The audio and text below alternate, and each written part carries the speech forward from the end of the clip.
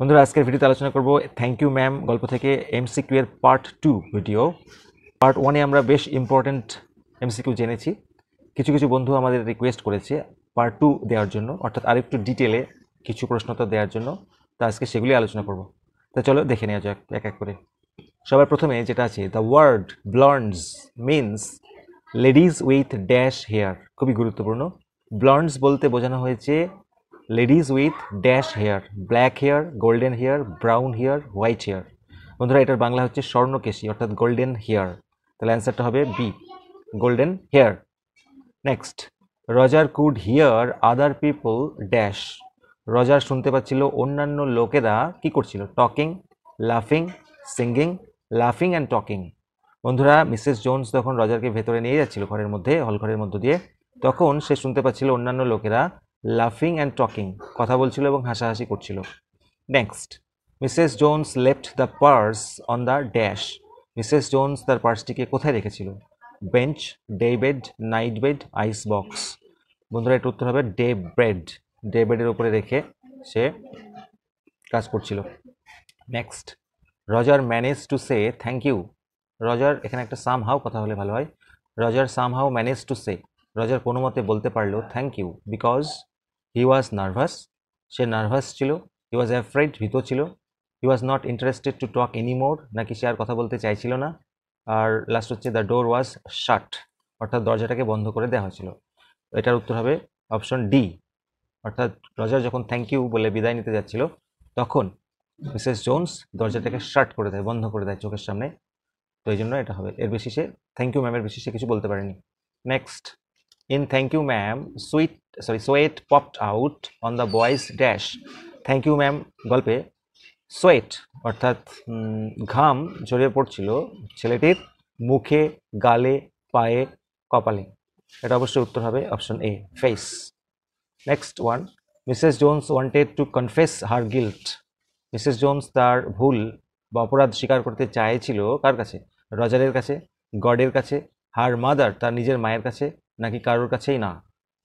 অবশ্য এটার উত্তরটা তোমরা টেক্সটে দেখতে পাবে যে আমি এটা কারোর কাছে স্বীকার করব না যদি না ঈশ্বর অলরেডি জেনে থাকে, মানে ঈশ্বরের কাছেও তাহলে স্বীকার করব না। তাহলে অ্যাকচুয়ালি উত্তর হবে এখানে নান, মানে কারোর কাছেই সে স্বীকার করবে না।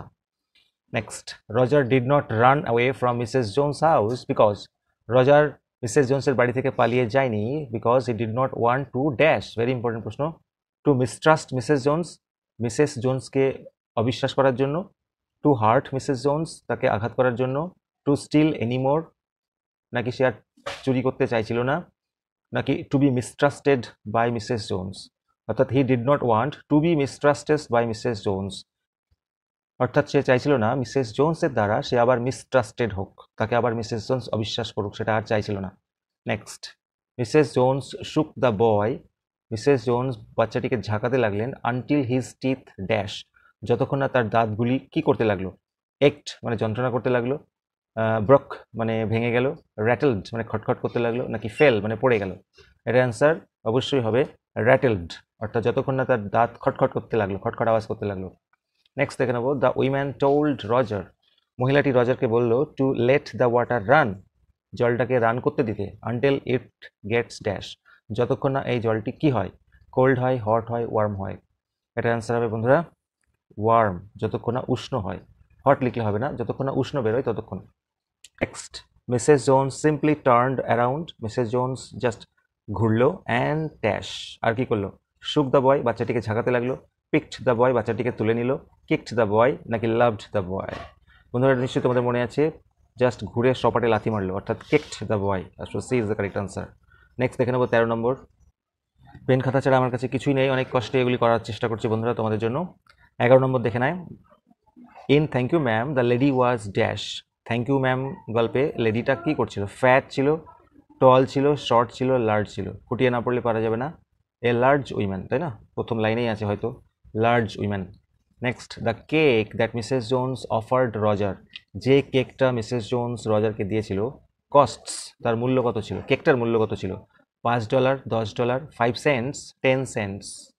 অ্যান্সারটা মনে আছে তোমাদের? তোমরা এটা আমাকে জেনে বলবে, কমেন্টে জানাও কত সেন্ট ছিল বা কত ডলার ছিল। 13 নম্বর, half Nelson was applied by Mrs Jones on Roger's dash. Half Nelson বলে যে কথাটা রয়েছে সেটা অ্যাপ্লাই করেছিল মিসেস জোন্স কোথায়? রজারের হেডে, লেগস, বেলি, শোল্ডার বা নেক। এটা বন্ধুরা হাফ নেলসন একটি ওয়ার্ড যেটা রেসলিং খেলার সঙ্গে যুক্ত।